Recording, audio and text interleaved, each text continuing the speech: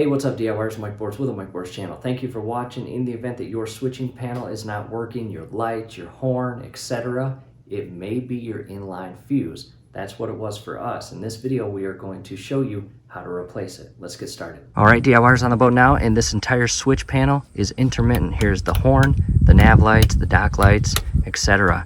Sometimes it works, sometimes it doesn't. Even if we have the key on and the engine running. I want to show you what we found. This fuse casing in here has an internal fuse, and whoever installed this added this electrical tape here, and we are going to show you what is going on. First thing we're going to do is cut all electrical power to the electrical system, remove this wing nut, remove all the wires, and now remove the wing nut to your positive or red wiring.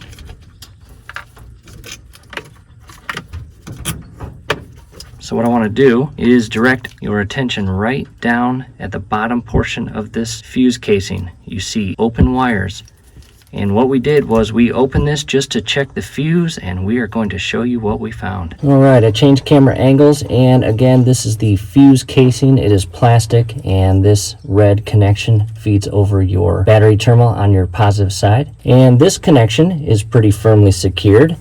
And what I want to do is open this up, and you've got a fuse. In our case, it is a 20 amp fuse. We'll set that aside and look inside this portion. You see an actual lead that connects to your top portion of the fuse to allow the electricity to feed through the fuse. And you're supposed to have the exact same one on the bottom side. However, looking inside here, you notice there is nothing in there except for exposed wires. So after we move this electrical tape a little further down, this is where our intermittent electrical issue was happening. So what I might do is just feed the wire up and make sure you have enough wire to work with. I'm just going to cut this wire about a ½ inch down from where the wires are exposed. Set that aside, pull this off. We're going to install a new fuse case. All right, DIYers, back from our local AutoZone, we took the plastic fuse case with us to match it up, and we purchased this replacement part. Comes with a fuse. Again, inside here, you will notice, see that right there? That electrical lead, non-existent in there. So this part is junk. Let's go ahead and open this. New part is out of the box. Here's the red gold-plated connection point that will feed onto the positive terminal of your battery. These are a must. These are weatherproof. And we are going to connect the bottom end of the inline fuse to one side of this, and the other side will have that red wire that's already down in the battery compartment feeding in and securing. These have a little notch right there, and you can see the internal guard sticking up, which is your stopping point for each wire on either side. Pretty neat design. What we'll do first, here's the top portion of the inline fuse. The spring is the bottom. We will take our gold-plated positive connection point and feed it onto the already spliced wiring, feed it through, grab some pliers, and crimp this in place. So what I did was slide the wire inside the connection point. Before that, you can actually slide this cover portion back, give you a much better access to this tip of the connection point. Grab some pliers, and again, crimp this all the way down. I've crimped half of it.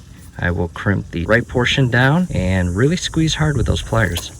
You do not want that wire ever coming loose. Making progress. That is crimped and secured. You can slide the casing back over the connection point, and we're actually going to melt this to create a watertight seal. Back down in the battery compartment, we will melt that with the heat gun here shortly. However, the bottom portion or wire that comes out of the bottom of the inline fuse already has exposed spliced wires. Go ahead and grab this connection point here, feed it in, and do the same thing. Grab some strong pliers and crimp that wire in place and squeeze pretty hard. Again, you do not want that wire ever coming loose. And that is on there. From here, we have already spliced the red wiring that came out of the bottom portion of the old inline fuse. Feed it inside the opposite side of the connection. Use those same pliers to crimp that wire in place. And I'm going to crimp it using both hands on each side of the connection.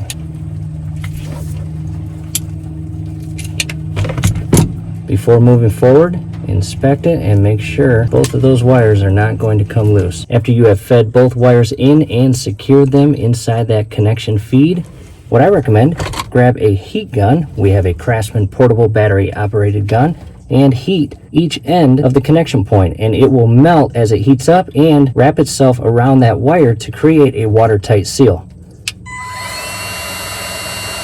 And as you heat this up, rotate it to heat it evenly. And you will notice as it heats up, it will shrink in place onto that wire.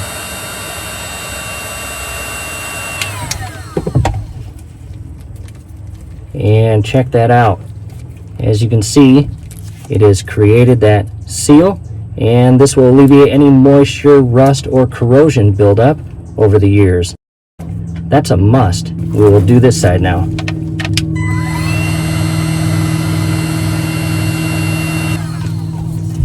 And as you can see, that is melted and created that watertight seal. From here, let's go grab the new fuse and install it. We are going to push in on the top cap, shift it, and pull this off.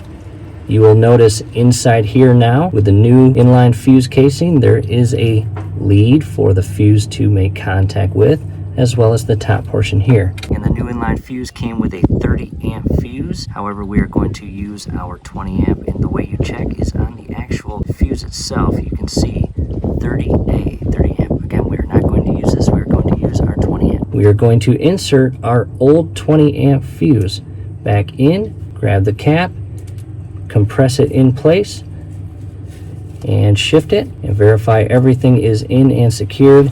That bottom portion of the fuse has compressed that lower spring and created a pretty solid connection. Let's connect everything back together. At this point, we've got all the wires reconnected to their respective terminals, and right down here again is the new inline fuse. Back to our electrical switchboard or panel, and our horn works good, and the lights are all lit up. Let's go check out the nav lights as well as the dock lights. Nav lights right there in that corner, as well as the red one on the opposite side, and our dock lights are bright and working perfect. We've seen this in the past. The camera picks up flickering. However, to the naked eye, those are not blinking. Back to our switches, I will turn off the nav lights and the dock lights, and hopefully this helps solve your issue. Again, the intermittent working switchboard or switch panel was due to that missing electrical lead inside that inline fuse. So that part is very important.